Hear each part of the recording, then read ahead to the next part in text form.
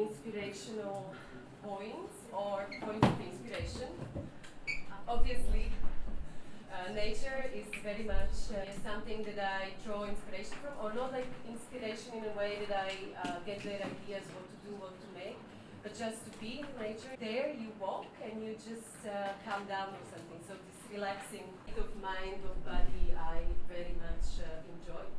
And also I interact with nature in such ways that I try to be almost invisible there. Very inspirational person, although she's a fictional character for me, is Pippi Longstocking. But the way she handles life and she handles situations and problems, it's very, like in a bold, open-minded way. Yeah, it's very uplifting. And I prepared a quote from, she could lift up a whole horse if she wanted to, and she wanted to. So that's the approach that is really, really nice to make with me. Eva Hesse, she was post-minimalistic German-born but American sculptor, and she made some drawings as well. And she made these fragile inputs into material. In my opinion, she was very sensitive and worked with material in a sensitive way as well. Then another artist is Ernesto Neto. The way he crafts or he handles all his works or his art is kind of immersive. He does a lot of installations, the whole room and the whole space installations. And he works a lot with indigenous philosophies and with this body, but also the body of material.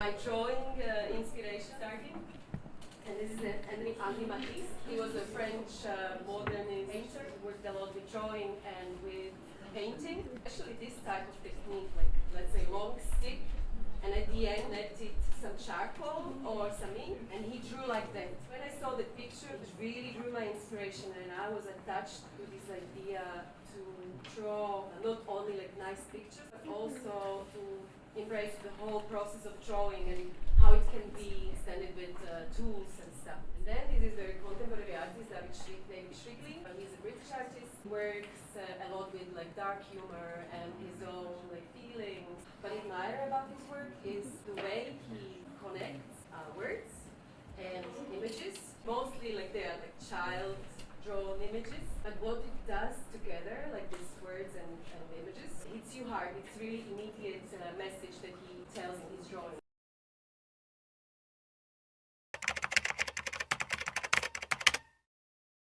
I use drawing as my art practice, but also I left on it in theoretical way, let's say, in the magazines, and I started to fill them with drawings. I was kind of confused during Corona, you know, because in our country, they don't go out, we had to stay home, and I wanted to handle it somehow, so I started these sketchbooks, and I filled it with my feelings. It was like a diary, let's say.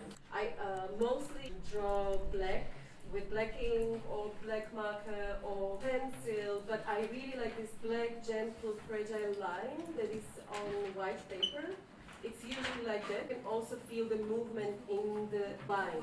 It will be only a Corona project, but it's lasting until now and it's still continuing. The thing about it is that if I go through it again, like I list through my sketchbooks, I can realize some repeating patterns or ideas.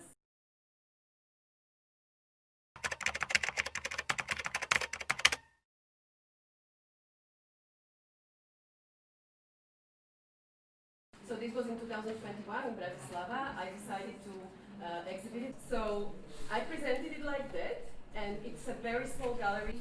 I didn't finish the project. It's still on, it's still lasting. I was asked to exhibit it again in Nitra, it's again in Slovakia, in 2023, it was last year. But I decided to work with it as an object. Some of the drawings from the sketchbooks I hanged on the walls. So you could really have an idea what's inside the sketchbooks. And it was an exhibition about emotions and how do you feel actually when we vulnerable people are presented in such way.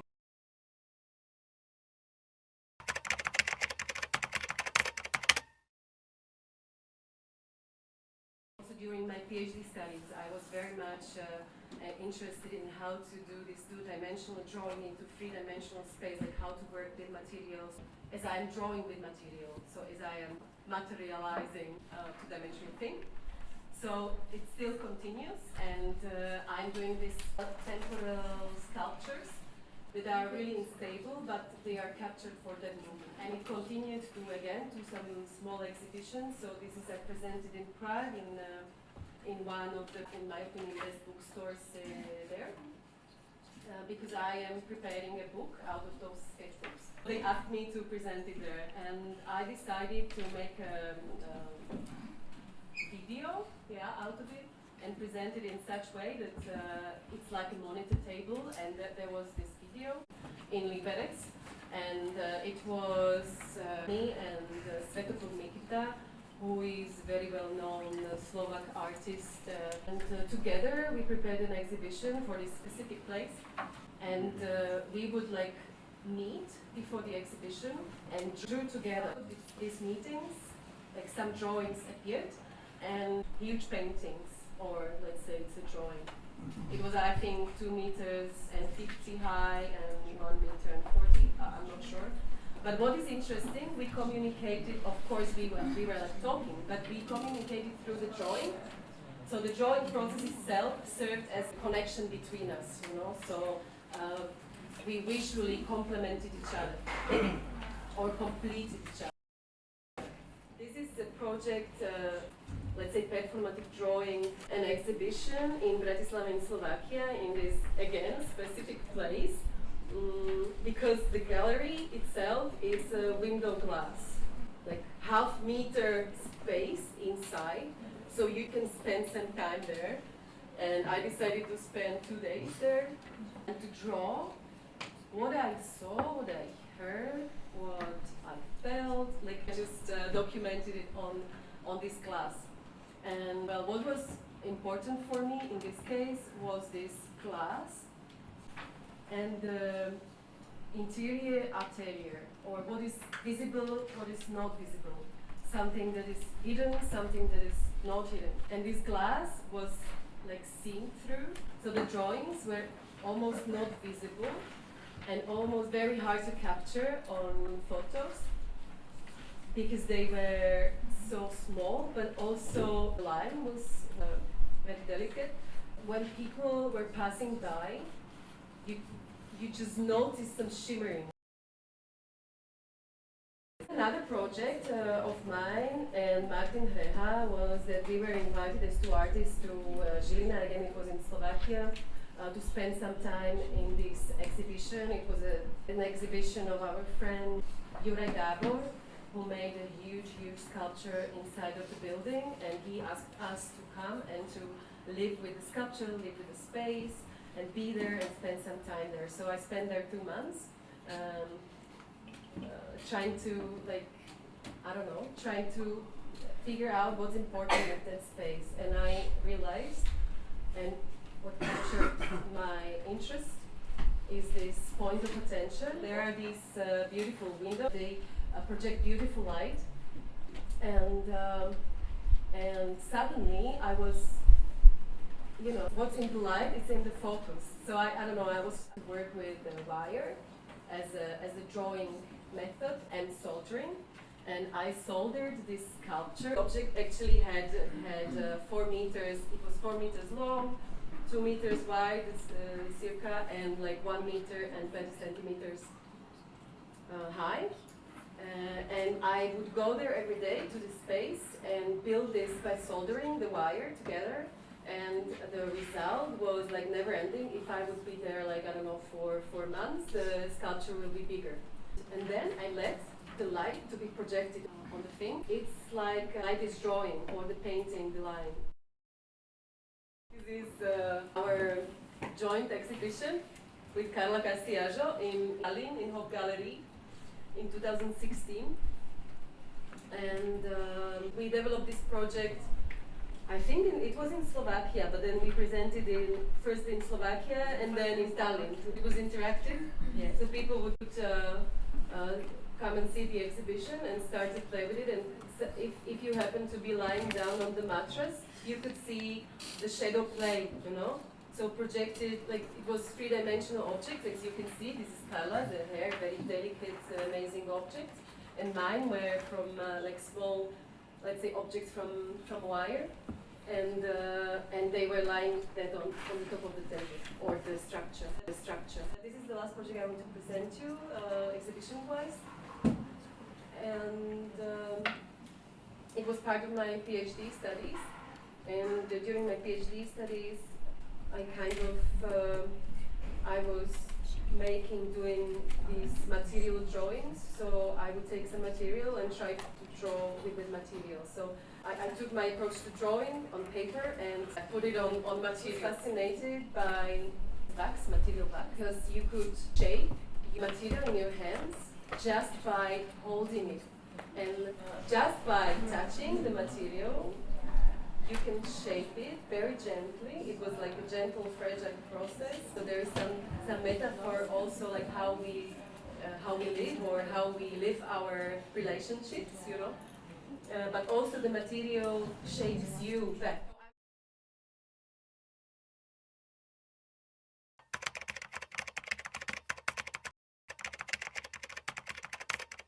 I'm also an illustrator myself, and I like to cooperate or to make some projects with other people. And mostly and recently, I'm very much into working with performers, and some of them they invite me to their conference. This was the Mediatus Festival in Brno in Czech Republic, and they invited me because it's a festival about improvisation in dance. So I would go there and spend with them these 2 days. And I would document what they were doing, but not only documenting it with realistic drawing, but also it was kind of my comments on what I saw. So my version of reality, or my version of what was going on. Since I'm not performer or dancer myself, I could see it from another corner, and I would draw some situations or the bodies together. How the bodies there made one body, for example, or different constellations of the body. I also joined one performance. It was the first time for me. So the performance was going on, but I was drawing like live. And this is again another project with Eva Priečková, who is a dancer and performer herself.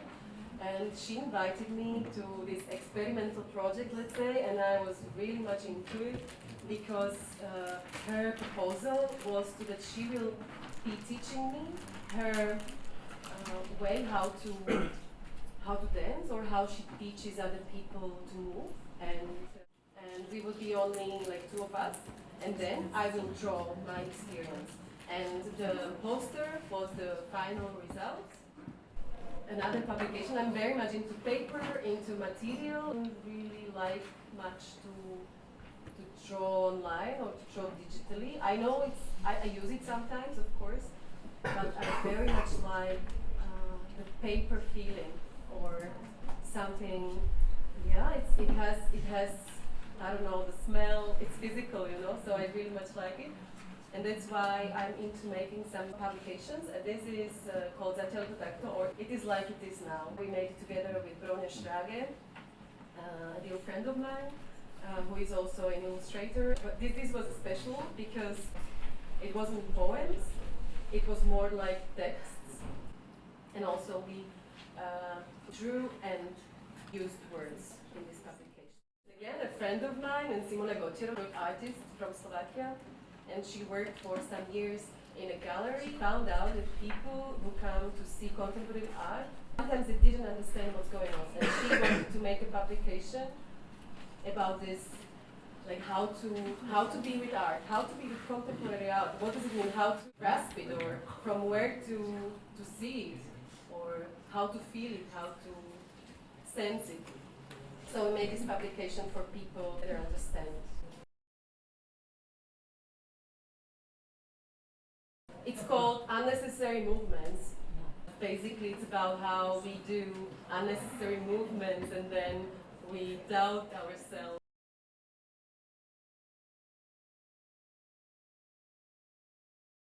Now I would like to quickly present you what I do and what I found important for my practice as well, but also for other people. It's a series of workshops that I developed through years of drawing, the workshops of drawing, and I try to present drawing as not only, but also as a tool for realistically capturing the world, but also as something that you can see the world better, see yourself better. It's a constant process.